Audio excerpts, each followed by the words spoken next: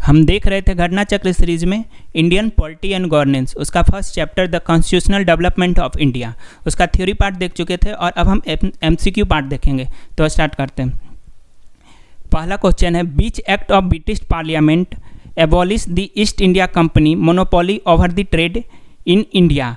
तो हमारा जो ब्रिटिश पार्लियामेंट का कौन सा एक्ट था जो हमारा ईस्ट इंडिया कंपनी का मोनोपोली जो ट्रेड में था इंडिया में, उसको ख़त्म किया गया? तो वो था हमारा चार्टर एक्ट ऑफ 1813। 1813 के द्वारा क्या किया गया था, जो हमारा ईस्ट इंडिया कंपनी का मोनोपोली था ट्रेड में, उसको ख़त्म कर दिया गया था। जबकि जो ट्रेड इन टी और ट्रेड विथ चाइना था उसको रहने दिया गया था। तो हमारा राइट आंसर जो हो जाएगा चार्टर एक्ट ऑफ 1830, इसके द्वारा ब्रिटिश पार्लियामेंट का ये जो एक्ट था चार्टर एक्ट ऑफ 1833, इसके द्वारा ईस्ट इंडिया कंपनी का monopoly over trade in India को ख़त्म कर दिया गया था। तो ये हमारा राइट आंसर सी हो जाएगा। नेक्स्ट,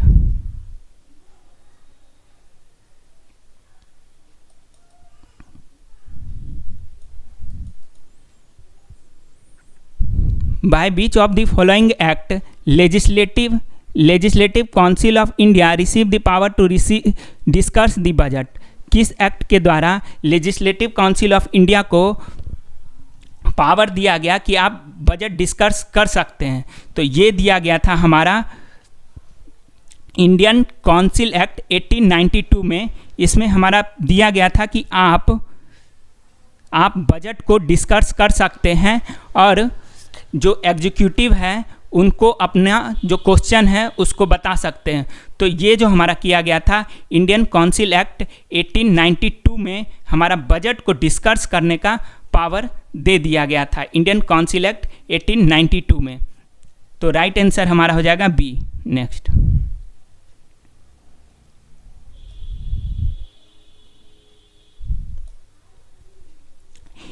ये क्वेश्चन है, in which of the following act the provision was made for the establishment of supreme court at Kolkata.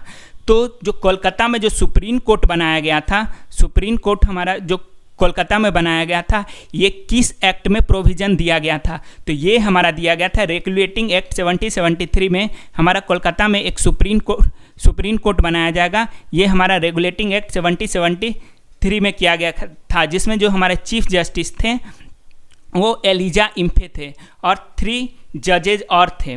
और ये जो हमारा बनाया गया था फोर्ट विलियम में कोलकाता में बनाया गया था 1774 में। तो हमारा यहाँ राइट आंसर जो होगा रेगुलेटिंग एक्ट 1773 के द्वारा हमारा इस एक्ट में प्रोविज़न था हमारा establishment of supreme court at Kolkata. Next,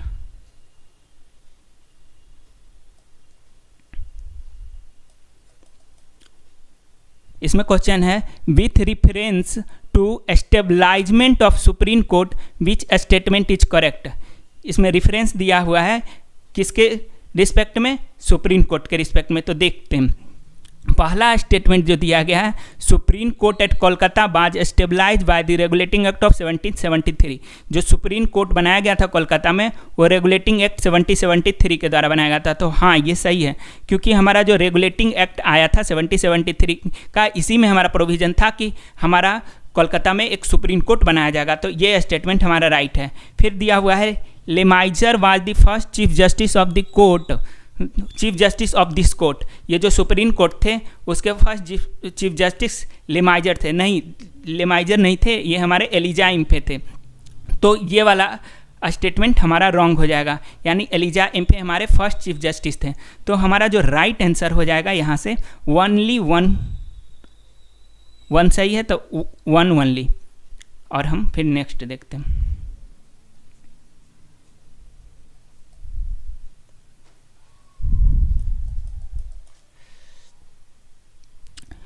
by which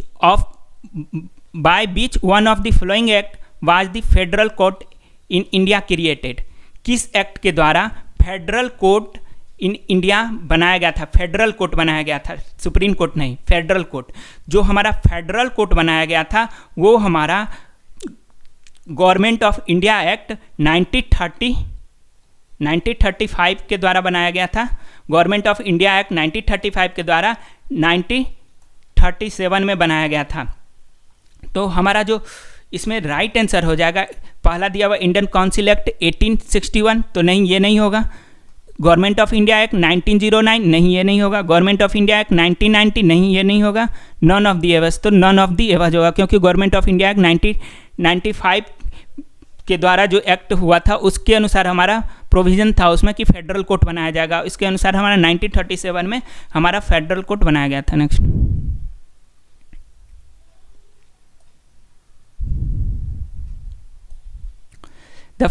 the federal court of India was established in which of the following year, तो ये हमारा 1937 में बनाया गया था federal court. Right answer B. Next,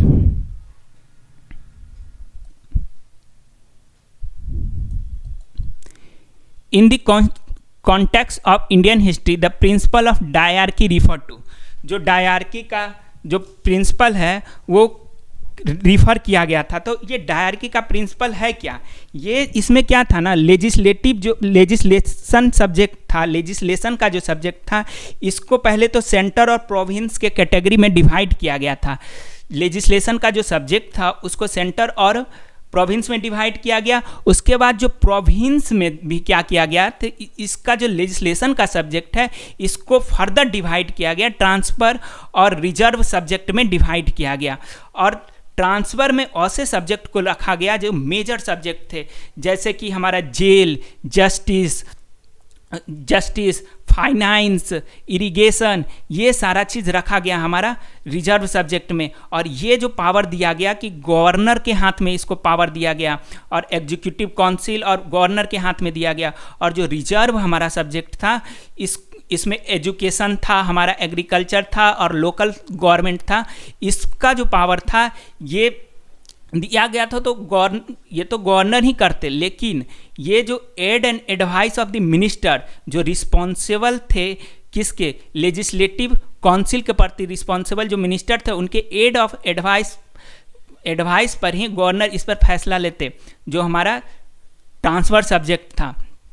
तो हमारा डायरकी का जो प्रिंसिपल है वो ये कहता है। तो यहाँ पर देख लेते हैं, in the context of Indian history the principal of diarchy refer to division of central legislature into 2 houses. तो ऐसा नहीं था, division of central legislation into 2 houses जो प्रोसेस है इसको बाइकैमरलिज्म कहते हैं, बाइकैमरलिज्म। और बाइकैमरलिज्म में ही अपर और लोअर हाउस होता है, division of central legislature into 2 houses. तो जो 2 हाउसेज होता है अपर हाउस और लोअर हाउस, तो ये तो बाइकैमरलिज्म है। फिर introduction of double government is date centre and state government. जो डबल गवर्नमेंट का जो कॉन्सेप्ट है, ये सेंटर और स्टेट, ये फेडरल का कॉन्सेप्ट है, फेडरल सिस्टम का कॉन्सेप्ट है। तो ये भी डायरकी का कॉन्सेप्ट नहीं है, ये भी डायरकी का कॉन्सेप्ट नहीं था। Having 2 set of rule, one in London and another in Delhi, तो ऐसा कोई प्रोविजन नहीं था डायरकी में। Division of subjects delegated to provinces into 2 category. हाँ, जो डिवीजन ऑफ सब्जेक्ट था डेलीगेटेड टू दी, जो दिया गया था प्रोविंसेज को, उसको 2 पार्ट में डिवाइड किया गया था, एक ट्रांसफर और रिजर्व सब्जेक्ट किया गया था। तो ये हमारा डायरकी का प्रिंसिपल है, division of subject delegated to the provinces into 2 category. तो ये हमारा राइट आंसर हो जाएगा डी। और हमारा नेक्स्ट देखते हैं,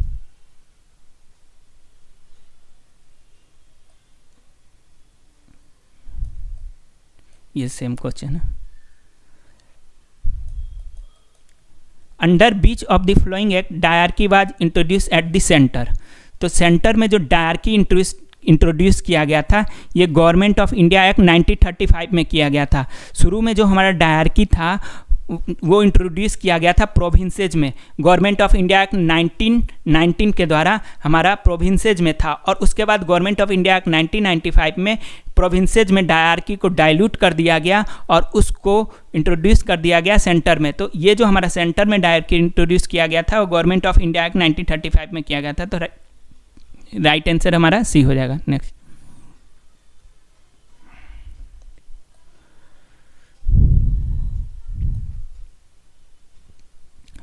बीच of the following act set up dyarchy system eight central level. तो इसमें डायरकी कौन सा एक्ट था जो डायरकी सेंटर में लेवल पर इंट्रोड्यूस किया गया? तो ये हमारा किया गया था गवर्नमेंट ऑफ इंडिया एक्ट 1935 में हमारा डायरकी सेंटर लेवल पे इंट्रोड्यूस किया गया। तो राइट आंसर हमारा हो जाएगा A, which of the following act set up diarchy system at the centre. ठीक, नेक्स्ट।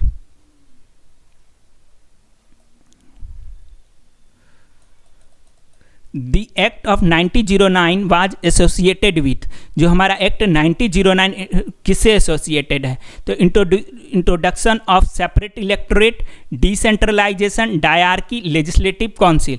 तो जो हमारा सेपरेट इलेक्टोरेट था, इंट्रोडक्शन ऑफ सेपरेट इलेक्टोरेट जो हमारा मुस्लिम को दिया गया था, तो ये हमारा 1909 जो हमारा काउंसिल एक्ट था उसके द्वारा हमारा किया गया था। तो ये हमारा राइट आंसर हो जाएगा कि इंट्रोडक्शन ऑफ सेपरेट इलेक्टोरेट। जो मिंटो थे इसलिए इनको फादर ऑफ कॉमनल इलेक्टोरेट कहा गया था। इसी समय हमारा इस सिस्टम का शुरुआत हुआ सेपरेट इलेक्टोरेट का, जो जाकर आगे जाकर हमारा पार्टीशन का कारण बना था इंडिया का। तो हमारा the act of 1909 was associated with introduction of separate electorate. हमारा राइट आंसर ए हो जाएगा। नेक्स्ट।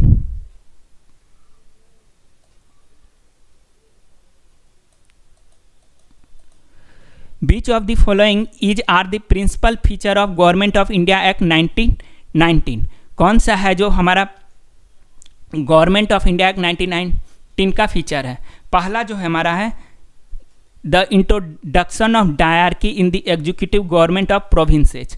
तो डायरकी 1919 में प्रोविंस में इंट्रोड्यूस किया गया था, और यहाँ दिया हुआ एग्जीक्यूटिव गवर्नमेंट ऑफ प्रोविंसेज। हाँ, एग्जीक्यूटिव गवर्नमेंट ऑफ प्रोविंसेज को हमारा जो दो सब्जेक्ट डिवाइड किया गया था, ट्रांसफर और रिजर्व सब्जेक्ट। तो रिजर्व सब्जेक्ट गवर्नर और एग्जीक्यूटिव गवर्नमेंट को दिया गया था ये पावर। तो एग्जीक्यूटिव में हमारे गवर्नर आते थे, तो ये चीज़ दिया गया था। तो ये डायरकी का जो हमारा कॉन्सेप्ट है, इंट्रोड्यूस डायरकी का, ये हमारा फीचर है गवर्नमेंट ऑफ इंडिया एक्ट 1919 का। तो ये हमारा राइट हो जाएगा। उसके बाद the introduction of separate communal electorate for Muslim. ये जो कॉमनल इलेक्टोरेट का जो दिया गया था, ये 1909 में दिया गया था, काउंसिल एक्ट 1909 में। तो ये वाला स्टेटमेंट हमारा ये फीचर नहीं है गवर्नमेंट ऑफ इंडिया एक्ट 1919 का। फिर तीसरा है devolution of legislative authority by centre to the province. हाँ, यहाँ पर जो पावर जो है ट्रांसफ़र किया गया था कि सेंटर जो था पावर, अब प्रोविंस को अलग पावर दिया गया था। इसमें क्या था कि बजट जो था, बजट अलग डिवाइड कर दिया गया था। जो हमारा सेंटर का बजट था वो अलग था, और एक अलग बजट प्रोविंस के लिए दिया गया था, और उसमें दो सब्जेक्ट रखे गए थे, ट्रांसफ़र सब्जेक्ट और रिजर्व सब्जेक्ट कर दिया गया था। और उसके अकॉर्डिंग जो लेजिस्लेशन था, लेजिस्लेशन का पावर दिया गया था। तो यहाँ पर डिवॉल्यूशन हुआ था legislative authority by the centre to the province. तो ये हमारा राइट हो जाएगा। तो यहाँ पर हमारा दो फीचर है हमारा गवर्नमेंट ऑफ इंडिया 1919 का। तो हमारा राइट 1 और 3 हो गया, यानी हमारा राइट आंसर हो जाए C 1 and 3 only. Next.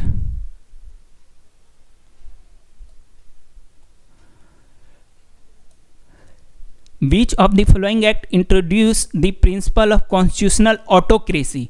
Constitutional autocracy का जो इंट्रोड्यूस हुआ था, ये किस एक्ट के द्वारा किया गया था? तो ये जो था हमारा गवर्नमेंट ऑफ इंडिया एक्ट 1935 में हुआ था। इसमें क्या हुआ था, इसमें जो executive authority of provinces, executive authority था, वो पूरा का पूरा जो है प्रोविंस के गवर्नर को दे दिया गया था, और जो हमारा एग्जीक्यूटिव अथॉरिटी ऑफ सेंटर है, ये पूरा का पूरा हमारा वाइस रॉय को दे दिया गया था। यानी टोटल पावर जो था ना एग्जीक्यूटिव अथॉरिटी का प्रोविंस का, वो सिंगल आदमी यानी गवर्नर को दे दिया गया था प्रोविंसेज में, और एग्जीक्यूटिव अथॉरिटी का जो पूरा पावर था वो सेंटर का, वो वॉइस राय को दे दिया गया था। यानी यहाँ पर एक ऑटोक्रेसी हुआ था, मतलब एक आदमी के हाथ में सेंटर कर दिया गया था पावर। तो ये किया गया था गवर्नमेंट ऑफ इंडिया एक्ट 1935 में। तो ये हमारा राइट आंसर हमारा यहाँ हो जाएगा C, the government of India act of 1935। Next.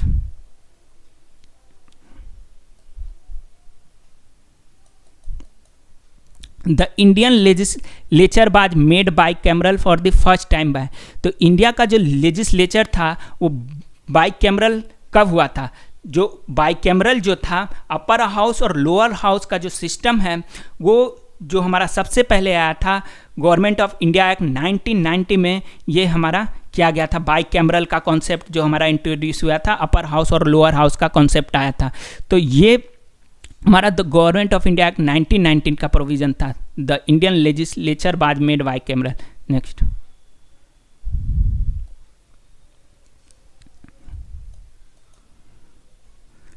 which of the following act introduce a bicameral legislature at the center? bicameral legislature centre में जो आया था वो गवर्नमेंट ऑफ इंडिया एक्ट 1919, यानी ये हमारा सी आंसर हो जाएगा। ये सेम क्वेश्चन है तो राइट आंसर सी हो जाएगा। Next,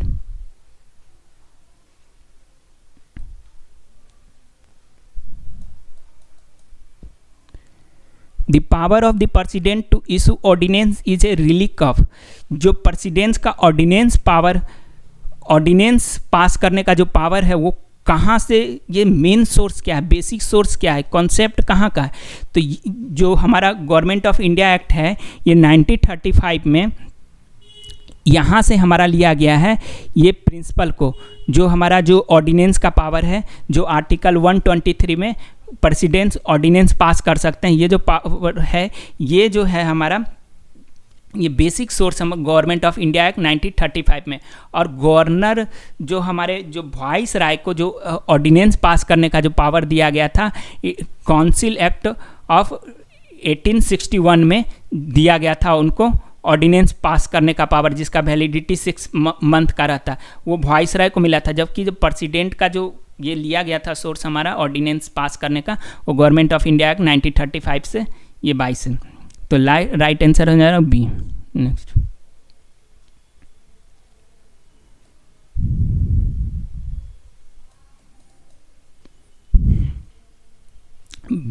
which act of the first time made it possible for Indian to take some share in the administration of their country. Administration में शेयर सबसे पहले किस एक्ट के द्वारा इंडियंस को मिला था? तो वो हमारा जो मिला था सबसे पहले इंडियन काउंसिल एक्ट 1861 में इंडियन को रिप्रेजेंटेशन मिला था। इसके answer Raja of Banaras, Maharaja of Patiala और सर दिनकर राव को नॉन ऑफिशियल मेंबर के रूप में इनको लिया गया था। तो ये हमारा राइट आंसर हो जाएगा इंडियन काउंसिल एक्ट 1861। तो राइट आंसर डी। नेक्स्ट,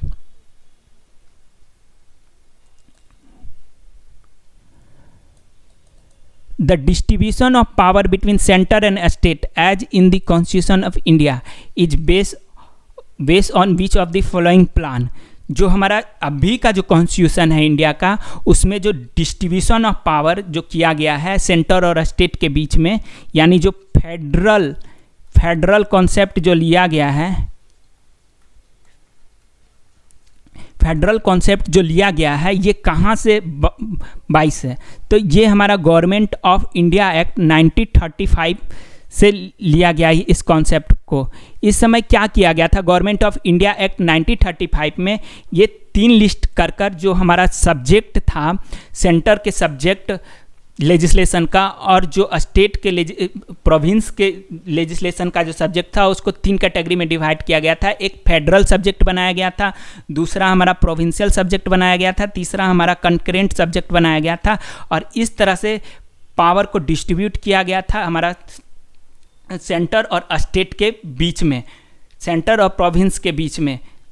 तो ये जो कॉन्सेप्ट हमारा है गवर्नमेंट ऑफ इंडिया एक्ट 1935 से 22 है। तो राइट आंसर हमारा हो जाएगा C. Next,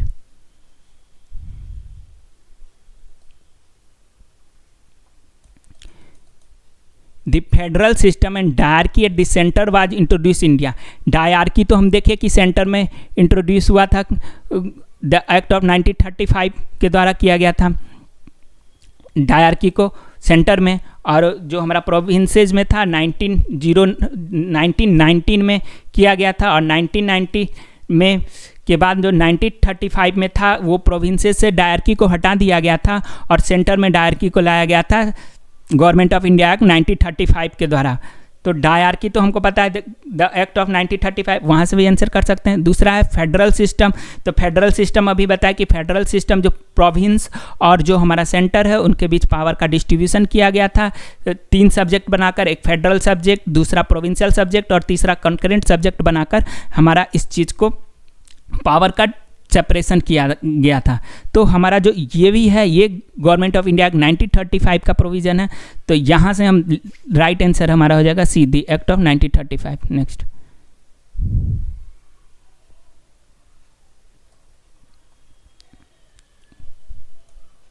the provision for the establishment of all India federation was introduce in. All India federation जो बनाने का जो प्रोविज़न किया गया था वो हमारा गवर्नमेंट ऑफ इंडिया एक्ट 1935 में किया गया था। गवर्नमेंट ऑफ इंडिया एक्ट 1935 में एक फेडरेशन बनाने का किया गया था, फेडरेशन, ऑल इंडिया फेडरेशन, जिसमें प्रोविंसेज और प्रिंसली स्टेट को मिलाकर एक यूनिट बनाने की बात की गई थी, जिसमें हमारा प्रिंसली स्टेट पार्टिसिपेट नहीं किए थे, इस चीज़ को एक्सेप्ट नहीं किए थे, इसलिए ये हमारा ऑल इंडिया फेडरेशन बन नहीं पाया था। लेकिन इसका जो प्रोविज़न किया गया था ऑल इंडिया फेडरेशन का, वो गवर्नमेंट ऑफ इंडिया एक्ट 1935 में किया गया था। तो राइट आंसर हमारा ये हो जाएगा। यहीं पे एंड करते हैं, बाकी नेक्स्ट में करेंगे। Thank you.